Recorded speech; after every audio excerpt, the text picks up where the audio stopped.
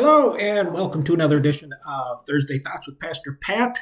I am Pastor Pat, the pastor of St. John's UCC. This is my Thursday little video blog. What I'm thinking about on Thursday as we approach Sunday morning worship. I just want to say really quickly, one of these Thursdays, I'm going to try doing this live, but kind of live streaming, and I'll let you know when that's happening and what time. And it'll still be available recorded, so you can still see it on YouTube or in your e-blast on Thursdays.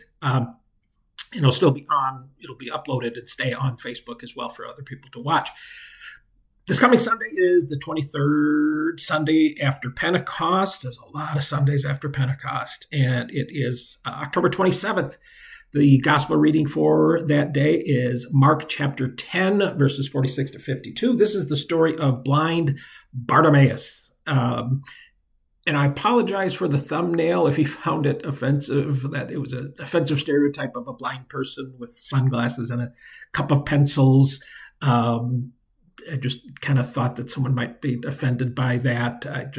But blind Bart was a beggar, and he may have been trying to sell something. So I hope you didn't take offense, and my apologies if you did. But Bartimaeus was a beggar outside of Jericho. This is the last event before Palm Sunday, before Jesus entered into Jerusalem. This is the last event, at least the last event recorded by Mark, before Jesus and the disciples entered into Jerusalem, and they had their triumphant entry and people waved their palm branches.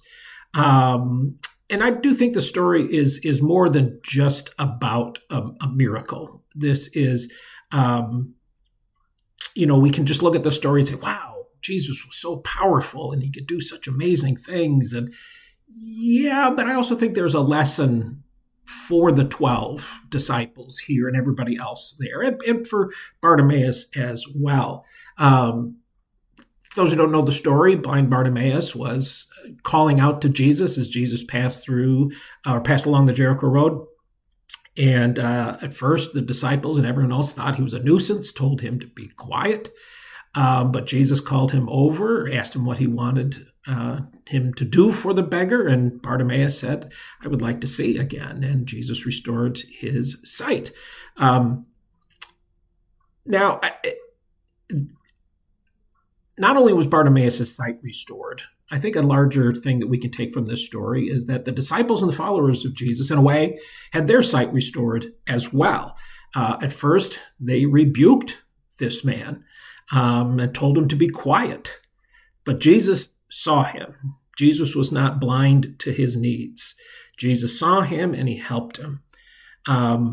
And so that just got me thinking that, the disciples were kind of blind in that moment to this person's needs. And it made me think of where are we blind? There are people who are partially blind, who are legally blind, who are colorblind, who at times might be snow blind. I don't know if that's a thing in Missouri. It's a thing in Minnesota. Driving in the snow, you can get snow blindness. I don't know if that's a thing in Missouri or not. I don't hear about it as often here as certainly as I did in Minnesota. But we can also be blinded by things like rage. We can be blinded by things like hatred. We can be blinded to the truth. I think a big thing that makes us blind sometimes is certainty. This certainty that we are right. And that certainty can cause us to be blind to all other evidence that suggests that maybe we're not right. And I'm not talking necessarily about things like faith, but things like opinions on political or social issues. We can be so blinded by certainty on things that we just are blind to the evidence around us. And also, I think what happened with the disciples, something that can happen to us as well, is we can be blinded by indifference. I think they were just blinded by indifference. Jesus was not blind and saw this man with compassion.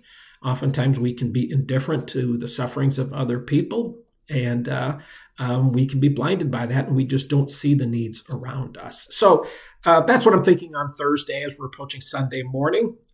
So anyone ever experience a blindness? I experienced a blindness once when I got so sunburnt so bad my freshman year in college that I had a heat stroke. And I remember the first symptom was my vision went like that. Scary, scary, scary moment. Anyone else ever experience a blind moment? And it can be figurative or literal. But comment below. Also, make sure you like the video. Liking the video, make sure other people see it. You can share the video as well, too. And as always, I'll see you Sunday morning at 10 a.m. in person or right here on Facebook Live. But until then, take care and God bless. Bye-bye.